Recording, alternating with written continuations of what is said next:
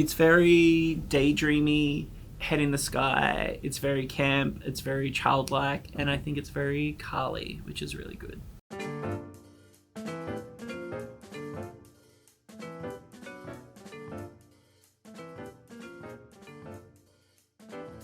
Hello and welcome back to my channel, or if you're new, welcome. Hello, I'm Jeff. I'm an artist, designer, and maker, and today I'm doing another music video reaction sketchbook challenge. Today I'm going to be doing the amazing Carly Rae Jepsen's The Loneliest Time, which is featuring Rufus Wainwright.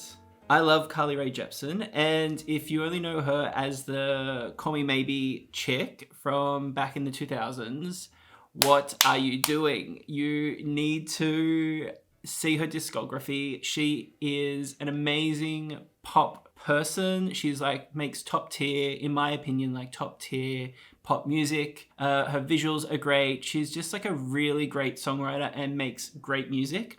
And the amount of times that I've put on one of Carly's songs to friends who don't know any of her music and then go, oh, this is actually really good. I never thought she would have been like that. It's happened a lot of times, and a lot of times in the studio as well. So what I would suggest is start with Emotions and just listen to that album. That's the first time she started to get really noticed and get like critical acclaim for her music. And then just go through all the different albums after that. They're all so great. So I'm going to leave it here and cut to myself in the studio doing the drawing session. I originally filmed the intro just before doing the drawing session, but when I started editing, the audio there was something wrong with it. So I had to come back and just re-record it. So this is Editing Jeff, handing over to Drawing Jeff, and I'll see you on the other side. Let's get started and see what I come up with.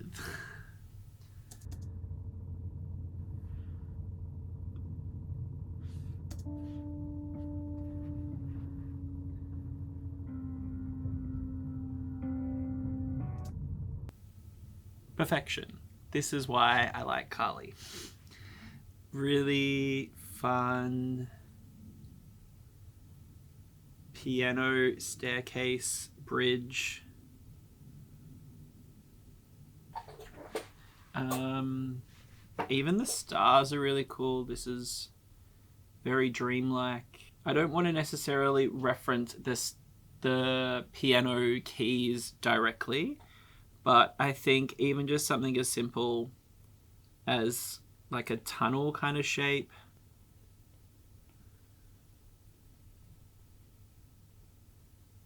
Anything else in the image? I mean, there's the moon, but it's nothing in that crazy. I like that it feels like a little scene with people in it. Almost like a diorama. And yeah, okay. Next one.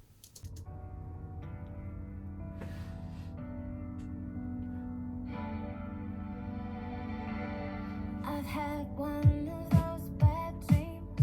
Stunning. Where we're standing on your street. I quit smoking those cigarettes, but I'm never getting over it. And you're looking right through me, just like Shakespeare on a tragedy. Write our story, never finished it. 'Cause our love will never finish it. I'm coming over tonight. Cute. Knock on your door, just like before. Very cute. Okay, so the whole idea that it looks like a theater set or a movie set, everything's really like realistic, but the lighting is very theatrical, so it makes it feel much more cartoon, playful, naive.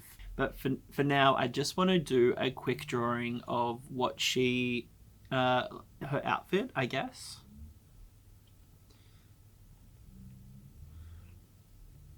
When I draw the figures, I care less for proportions and more about interesting shapes.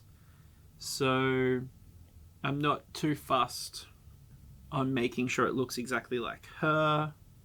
It's also about the costumes as well, and like those shoes are great. The frilly dress, like the frill that comes around. I mean, she's got the Farrah Fawcett style of hair, and the skirt. I mean, she had the roby thing on, but that's fine. Okay, next one. Look in your eyes, 'cause we've had the loneliest times. I'm thinking over the night. I could be yours, just like before. Rewrite another track, 'cause we've had the loneliest times.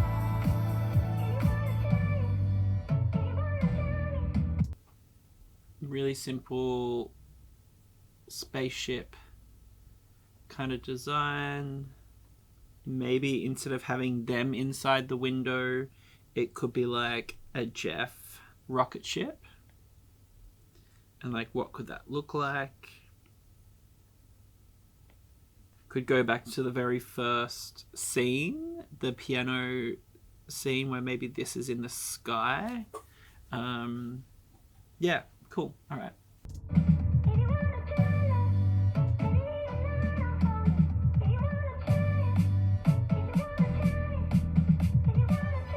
Star people. I've had more of those bad dreams. You were 10 feet in front of me. I went running, but I couldn't catch just the shadow of your silhouette. When you spoke the words to me, when you left, I still need to unpack it. This. All right, so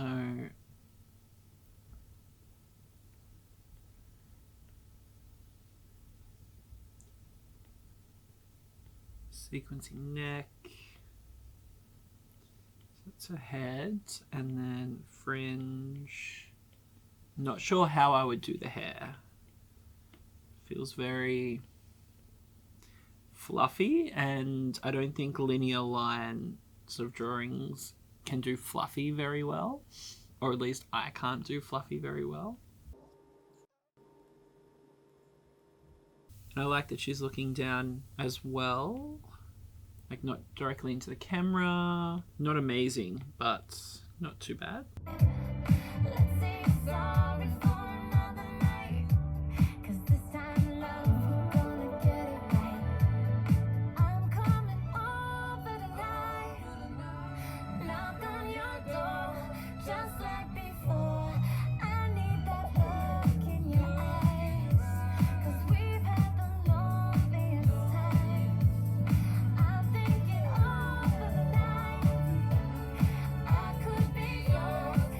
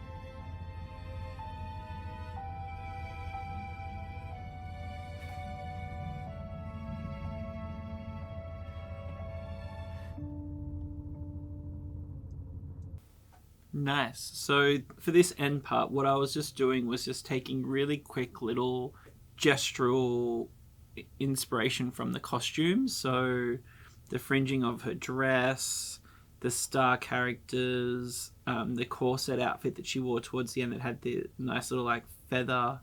This was the shoulder of, I think, the alien creatures or like the bug creatures.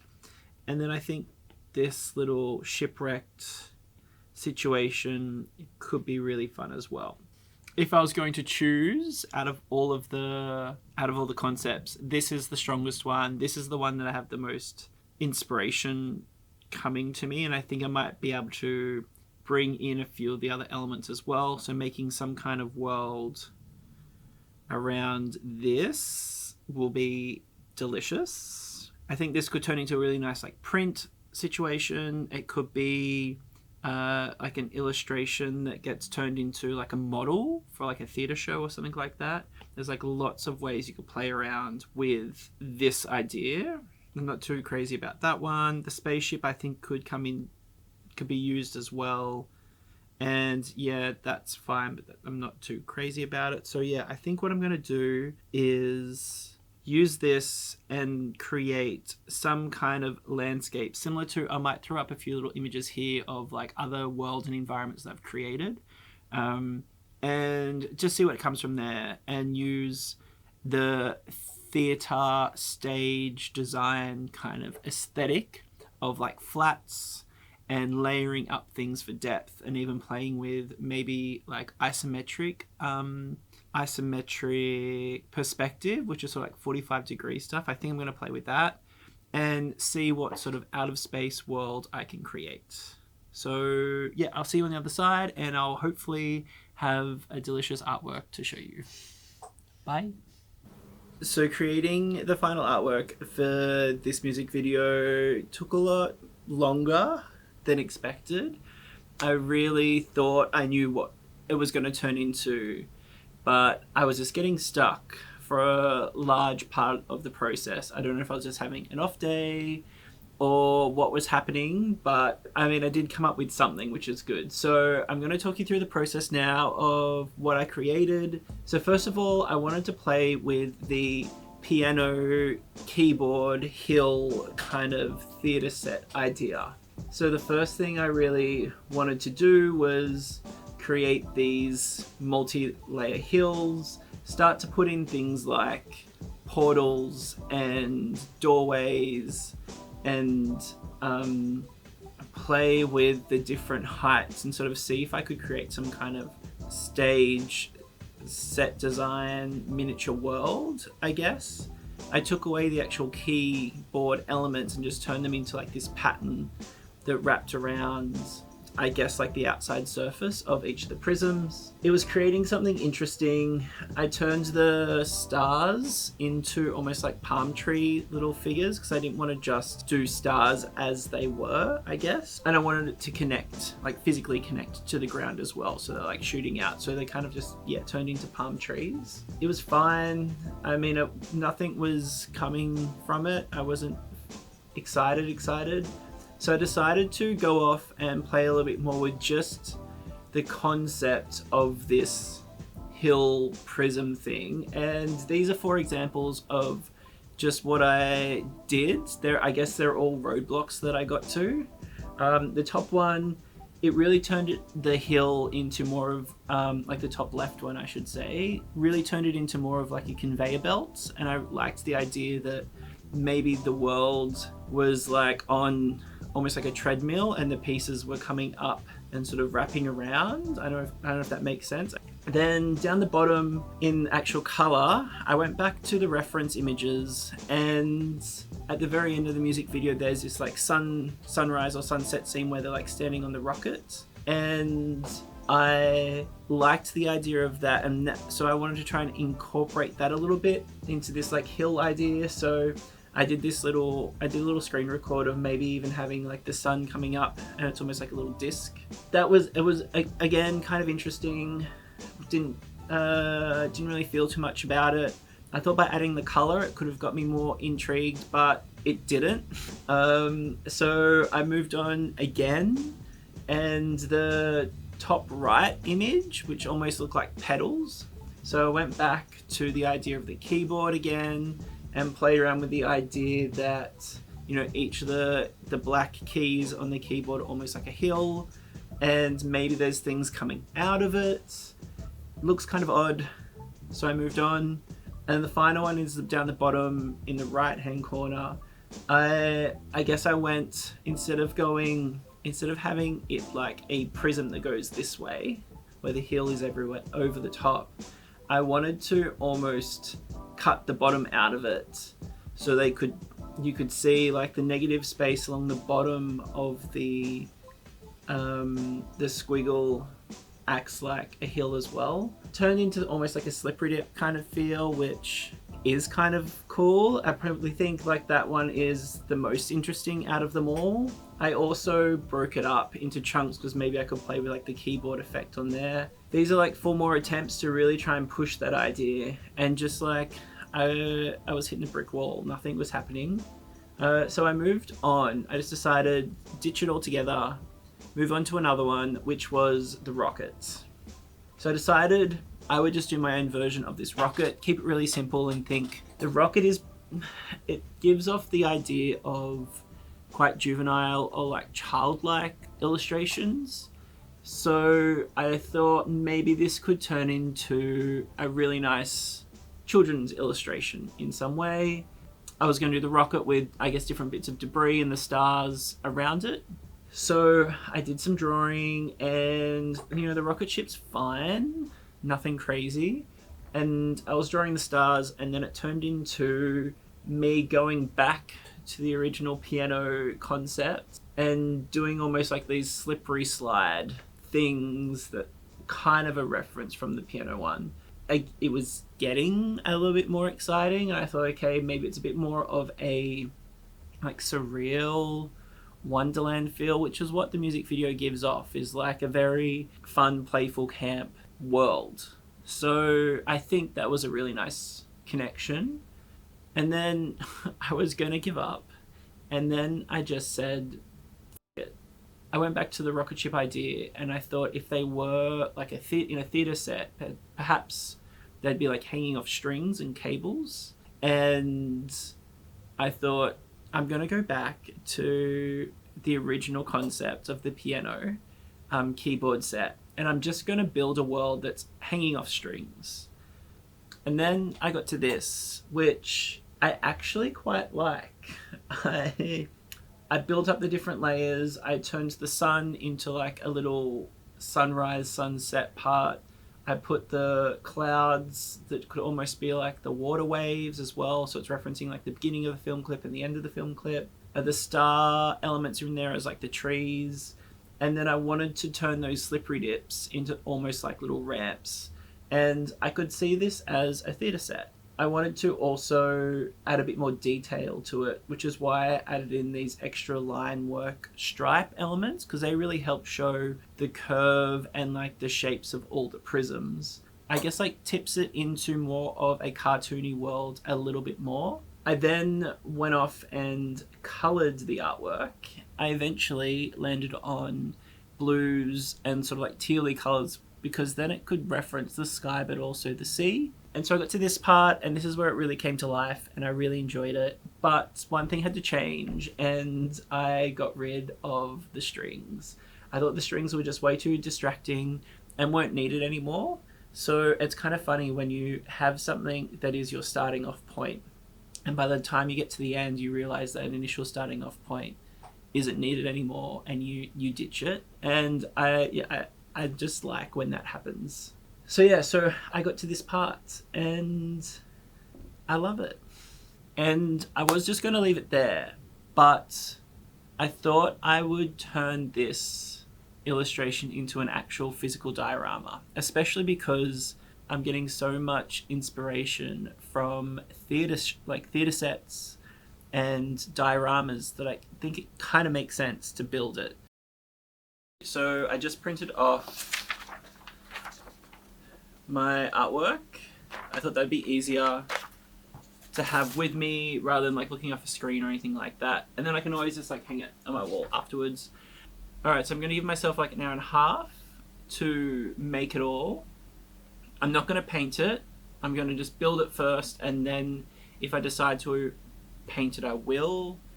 And yes, I'm just going to get started. I got all my cardboard here.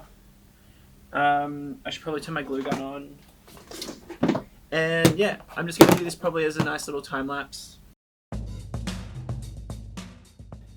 So here I am making the model. As you can see, I tend to not want to measure when I am making rough mock-ups. I want to really enjoy the process of making and not overthinking it at all. So I will tend to just lay pieces of cardboard on top of each other, measure by eye and just trimming things down and just being a little bit more rough with everything. I also want to make sure that I stay within that 1 to 2 hour time limit that I'm giving myself for this project. So if I was being too precise with everything and too clean cut, I would end up spending 6 hours doing this, and I just didn't have the time to do that. So being loose in that way allowed me to just sort of keep to my time limit. I also wanted to make sure that the sun and the star pieces ended up having a bit more of a three-dimensional element to them instead of just being one piece of cardboard. I think they needed to be more substantial, so I put little wedges of cardboard between 2 layers, which allowed it to have a bit more depth and also stand up properly and give it a bit more weight. I decided that it was going to look great when I painted it, so yes, painting was going ahead. It was pretty satisfying to see the real cardboard get transformed into color as well. It really brought the whole piece to life. Again, I wanted to toe the line between creating something that was rough and playful and not too precious, but also refined enough that it looked polished. So it had a good paint job, but also wasn't, again, me spending 6 hours painting it. I wanted to make sure that I kept the gradient happening, which was in the original concept, but I minimized my color palette down. So 1, I wasn't wasting too much paint on this, and 2, it just allowed all the pieces to fit more cohesively together visually. So it was more of just a base of like a royal blue and then a kind of greeny aqua like color that was used for the bottom piece, and then I just kind of found tones between those to color all the pieces. I didn't worry about painting a lot of the backs either, so it's for me. So I just didn't want to waste my time painting the little bits that were hidden or the back. So yeah, you didn't get that. You didn't get the finished paint job from me. The overall feel of it does feel very much like a mix of the sky meets the sea. It's very fantasy and also very surreal. So I think it really captures the essence of the original film clip. The next stage is probably the most exciting part because it is playing with lighting, which really helps us bring it to life. All I did was just put the model on my desk in my studio, turn all the lights off. I just put a backing board behind it and then got out my phone and just started to play around with all the different positions of where I was placing the phone. I also played with the vibrancy of the torch as well, just turned it up and down so it was kind of like a fade. And changing the angle of the camera to look at the model from different spots, it really created some really nice harsh shadowing, which is a little bit noir, I guess. It also created some really nice shapes and angles and perspective on the set. And it also was a really good time-lapse feel of like passing of day or passing of time in general.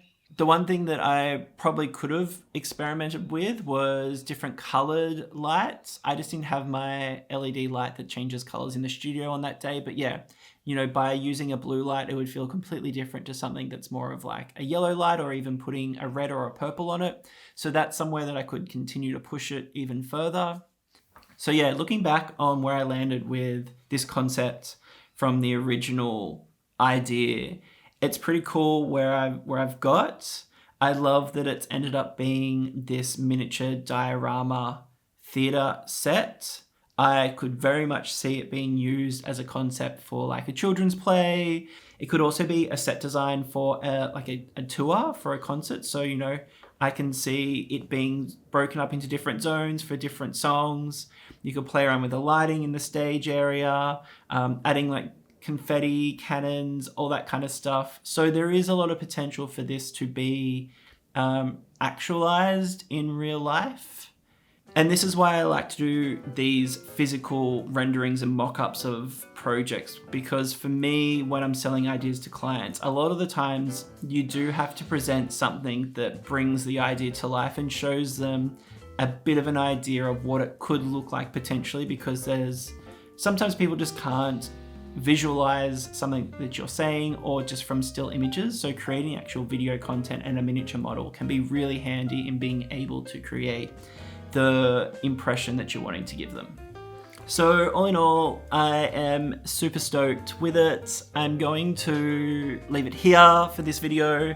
I hope you liked it. If you did, feel free to let me know in the comments. If there's another music video that you'd like to see me use as inspiration, also let me know. Get connected with me on socials as well. My details are all in the show notes below, and otherwise I'll just see you in the next episode. Bye.